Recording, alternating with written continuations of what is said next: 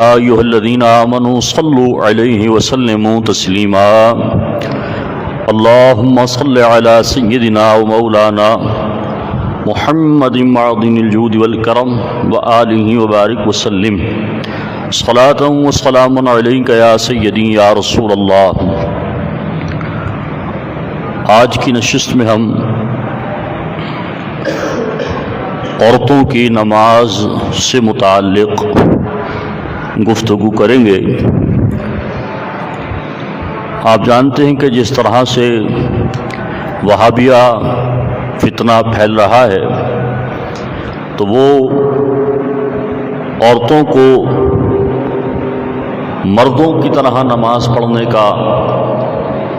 ذہن دے رہے ہیں اور مردوں کو عورتوں کی طرح نماز پڑھنے اور ہاتھ باندھنے کی ترغیب دے رہے ہیں۔ یعنی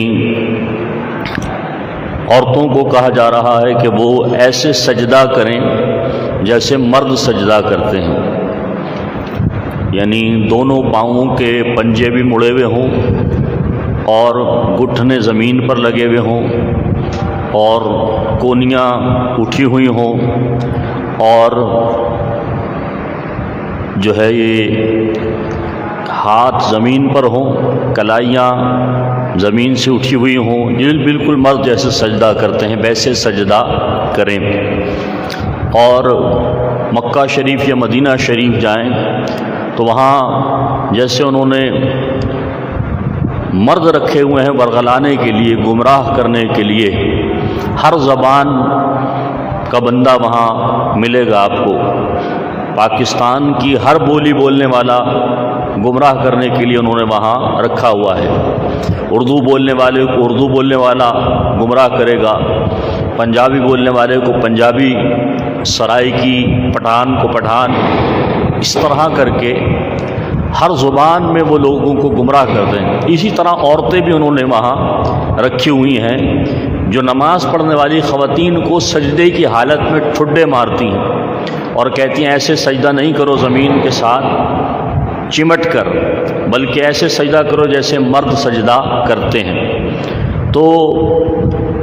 اس بنیاد پر ہمارے یہاں بھی کچھ وہابیت کے اثرات جو ہے وہ نمودار ہوتے ہیں، اور اکثر ہم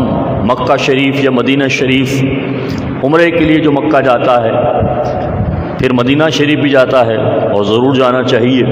تو ہم کہتے ہیں ضرور جائیں، سعادت کی بات ہے۔ اللہ تبارک و تعالی نے آپ کو بلایا ہے، اللہ کے رسول نے بلایا ہے، ضرور جائیں، لیکن خدا را وہاں سے اپنا ایمان سلامت لے کر آئیے گا، اس لیے کہ بہت سارے لوگ اس دیوانگی میں اپنا ایمان کھو کر آ جاتے ہیں کہ وہاں تو یہ ہو رہا ہے، مکے میں تو یہ ہو رہا ہے، مدینے میں تو یہ ہوتا ہے، وہاں پر تو ایسے نماز پڑھی جا رہی ہے، وہاں پر تو اس طرح سے نماز پڑھتے ہیں، وہاں کی عورتیں تو ایسے نماز پڑھتی ہیں، یہاں آپ لوگوں نے کیا بنایا ہوا ہے؟ تو اس لیے ہم کہتے ہیں کہ اپنا عقیدہ اور اپنا ایمان ان کو دے کر مت آؤ۔ ہمارے ایک اکابر عالم دین، بڑے بزرگ عالم، انہوں نے کہا کہ ہم مکہ شریف یا مدینہ شریف عمرہ یا حج کرنے کے لیے آتے ہیں مکہ میں، اپنا ایمان اور عقیدہ بیچنے کے لیے نہیں آتے۔ ایمان ہمارا اور عقیدہ ہمارا وہی رہے گا جو پاکستان میں ہے، اور ہم چونکہ مکہ اور مدینہ یعنی نہ بیت اللہ کسی روئے زمین پر کسی اور شہر میں ہے اور نہ رسول اللہ کا روضہ کسی اور شہر میں ہے، اسی لیے ہمیں مکہ اور مدینہ جانا ہوتا ہے۔ عقیدہ اور ایمان ہمارا وہی ہے جو قرآن و سنت اور آثار صحابہ اور اجتہاد صحیح پر ہے۔ تو میں عرض کر رہا تھا نماز، عورتوں کی نماز کا طریقہ مردوں کی نماز سے مختلف ہے۔ اس لیے مختلف ہے کہ عورتوں کو نماز میں بھی حیا کا برقرار رکھنا اور پردے کا برقرار رکھنے کا حکم ہے، یعنی عورت کے لیے یہ حکم ہے کہ وہ اس کے چہرہ جو ہے یہ مستثنا ہے۔ چہرہ کھلا رہ سکتا ہے نماز میں، کلائی سے یہاں سے ہاتھ کے یہ پہنچے، ہاتھ یہ کھلے رہ سکتے ہیں، اور اس کے پاؤں ٹخنے سے نیچے تک پاؤں اس کے کھلے رہ سکتے ہیں۔ باقی ساری کی ساری عورت پردے کے اندر، چادر کے اندر ہو، اور چادر اس پر ایسی ہو کہ اتنی باریک چادر پہن کر اگر کوئی عورت نماز پڑھ رہی ہے جس سے اس کے بالوں کی رنگت جھلکتی ہے تو اس سے اس کی نماز نہیں ہوگی۔ اس لیے اس کو موٹی چادر لینی پڑے گی جس سے بالوں کی رنگت نہ جھلکے۔ اب وہ اپنا چہرے کے ساتھ، یہ بالکل چہرے کی جو پوری ٹکلی ہے اس کو چھوڑ کر بال سمیت اور کاندھوں سمیت، ہاتھ سمیت، ہاتھوں کے یہ پوچے کھلے رہیں گے، بس ان سب کو ڈھانپ لے گی۔ اب ڈھانپنے کے بعد فقہا نے فرمایا کہ عورت کا کھلے آسمان کے نیچے نماز پڑھنا جائز نہیں ہے، اسے چاہیے کہ کمرے میں نماز پڑھے، اور کمرے میں بھی اس صورت میں نماز پڑھے کہ اگر اس سے بھی اندر کوئی کمرہ ہے تو پھر اس اندر والے کمرے میں پڑھے، اور اس کے بھی اندر کوئی کمرہ ہے بالکل پیچھے جہاں زیادہ پردے کا اہتمام ہے تو وہاں نماز پڑھے۔ بہرحال اب اس کے لیے نماز پڑھنے کے طریقہ کار کیا ہے؟ جیسے ہم نے عرض کیا کہ یہ ساری چیزیں چھپی ہوئی ہوں گی اس کی، جو عرض کر دی ہم نے، صرف ہاتھ دکھائی دیں گے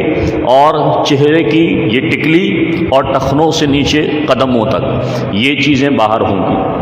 عورت کو مردوں کی طرح کانوں پر ہاتھ لگانے کی ضرورت نہیں ہے، بلکہ وہ عورت جو نماز پڑھے گی وہ اپنے ہاتھ کاندھے تک، یہاں تک اٹھائے اور چادر کے اندر ہی اٹھائے، ایسے کر کر اللہ اکبر کہہ کر اب اپنے ہاتھ وہ سینے پر باندھے گی، یعنی پستان کے اوپر ایسے ہاتھ باندھ کر کھڑی ہوگی اور اپنے پاؤں کو جتنا ممکن ہو سکے سمیٹ لے، یعنی 4 انگل کا فاصلہ ہو یا بہت زیادہ تو 1 بالش کا یا اس سے بھی کم ہو۔ اچھا، اب رکوع کرے گی تو مردوں کی طرح اسے پورا رکوع کرنے کے لیے جھکنے کی ضرورت نہیں ہے، اتنا جھکے کہ وہ تھوڑے سے اور ہاتھ بڑھائے تو گھٹنے تک پہنچ جائیں، اتنا صرف جھکے گی کہ اپنے ہاتھ اس کے بڑھائیں تو گھٹنے تک پہنچ جائیں، یعنی اپنے ہاتھ رانوں کے آخری حصے پر رکھ لے، ہاتھ زیادہ بڑھائے تو گھٹنے تک پہنچ جائیں۔ پورا جھکنا اس کے لیے ضروری نہیں ہے کہ کمر اور سر اس کا برابر ہو جائے، یہ عورت کے لیے ضروری نہیں ہے۔ اس کے بعد وہ قوما کرے گی، اللہ اکبر کہہ کر کھڑی، سمع اللہ لمن حمیدہ کہہ کر کھڑی ہوگی، ربنا ولک الحمد کہنے کے بعد اب وہ سجدے میں جائے گی۔ سجدے میں جب وہ جائے گی تو اپنے دونوں گھٹنے زمین پر رکھے گی اور اپنے دونوں پاؤں کو سیدھی طرف نکال دے گی، دونوں پاؤں سیدھی طرف نکال کر اب یہ دونوں کونیوں سمیت دونوں ہاتھ پنجے سمیت یہ زمین پر ٹکا دے۔ زمین پر ٹکانے کے بعد اور اس کی یہ چیز جو کونیاں ہیں یہ پیٹ سے لگ جائیں اور چپک جائیں۔ اب وہ اپنی ناک زمین پر رکھے اور اس کے بعد پھر پیشانی زمین پر رکھے اور بالکل زمین کے ساتھ چپک کر سجدہ کرے گی۔ اسی طرح وہ اٹھے گی اللہ اکبر کہہ کر اور پھر دوسرا سجدہ بھی اسی طرح کرے گی، اور اس کے بعد جب اس کی 2 رکعتیں پوری ہو جائیں یا نماز پوری ہو جائے تو قعدہ آخرہ میں بھی اس نے ویسے ہی بیٹھنا ہے جیسے اس نے جلسے میں بیٹھنا ہے، یعنی اس کے دونوں پاؤں ایک طرف نکلے ہوئے ہوں گے اور وہ پھر بیٹھے گی تو تشہد پڑھے گی جیسے ہم پڑھتے ہیں۔ تشہد پڑھنے کے بعد پھر وہ نظریں اس کی جھولی پر ہی رہیں گی اور اس کے بعد اس نے سلام پھیرنا ہے۔ تو مردوں کی طرح زیادہ گردن گھمانے کی اس کو ضرورت نہیں ہے، بس اتنی گردن گھمائے کہ کندھوں پر نظر پہنچ جائے، اس کی کندھے دیکھ لے، اپنی آنکھوں سے اپنے کندھے کی اوپر نظر جمائے گی۔ تو یہ طریقہ عورت کے نماز پڑھنے کا ہے، اور یہی سلفن خلفن امہات المؤمنین سے اور صحابیات سے، امہات المؤمنین سے صحابیات نے سیکھا اور صحابیات نے پھر تابعات کو سکھایا، اور پھر وہاں سے یہ سلسلہ امت کی ماؤں تک، بیٹیوں تک پہنچا ہے۔ اب مجھے بتائیے کہ حیا کا اس میں کس قدر خیال، پردے کا کس قدر خیال رکھنے کا حکم دیا گیا ہے۔ جب عورت سلام پھیرنے کے بعد دعا کرے گی تو دعا کرتے وقت بھی وہ اپنے ہاتھ اپنی چادر کے اندر ہی رکھے گی، چادر کے اندر ہی اس کے ہاتھ رہیں گے، اور وہ دعا کے لیے ہاتھ اٹھائے گی اتنے کہ اپنے سینے کے مقابل ہو جائیں۔ مردوں کی طرح اتنے اونچے ہاتھ کرنے کی، جیسے حدیث میں آیا کہ حضور علیہ السلام کبھی کبھی اتنے اونچے ہاتھ کرتے کہ ہمیں حضور کے بغلوں سے نور نکلتا ہوا نظر آتا، تو مردوں کی طرح عورت ایسے بلند کر کر ہاتھ نہیں اٹھائے گی، بلکہ چادر کے اندر ہی اپنے ہاتھ وہ رکھے گی اور دعا کرے گی۔ تو یہ طریقہ عورتوں کے لیے نماز کا محترم حضرات ہے، اور یہی نبی کریم علیہ السلام کی ازواج مطہرات سے اور حضور علیہ السلام کی صحابیات سے منقول ہے۔ اور اب آئیے اس طرف کہ جو وہابی حضرات ہیں اور وہ کہتے ہیں عورتوں کو کہ مردوں کی طرح سجدہ کرو، تو مجھے ہمارے ایک عزیز نے، ہمارے ایک جاننے والے نے بتایا کہ ہم خود بھی اگر اپنے گھر میں بچی نماز پڑھ رہی ہو، بیٹی نماز پڑھ رہی ہو یا بہن نماز پڑھ رہی ہو اور وہ مردوں کی طرح سجدہ کر رہی ہو، تو بھائی بھی اس کو دیکھ نہیں سکتا، اس کو بھی حیا آئے گی۔ بہن کو ایسے سجدہ کرتے ہوئے دیکھے جیسے مرد سجدہ کرتے ہیں تو وہ بے حیائی ہے، اس میں بے حیائی ہے۔ ماں سجدہ نماز پڑھ رہی ہے تو بیٹا اس طرف دیکھے گا تو ظاہر سی بات ہے کہ اس میں حیا والا عنصر ہی نہیں پایا گیا۔ اس لیے عورت کے لیے حکم یہی ہے کہ وہ زمین کے ساتھ چپک کر سجدہ کرے گی۔ تو اسی طرح ہر عمل میں عورت کو پردے کا حکم دیا گیا ہے، تو نماز میں بھی عورتوں کے لیے یہی حکم ہے۔ مجھے آپ یہ بتائیں، کیا ہم اگر سوچیں بھی، اللہ نہ کرے کہ کوئی ہماری بہن بیٹی ہمارے سامنے ایسے سجدہ کرے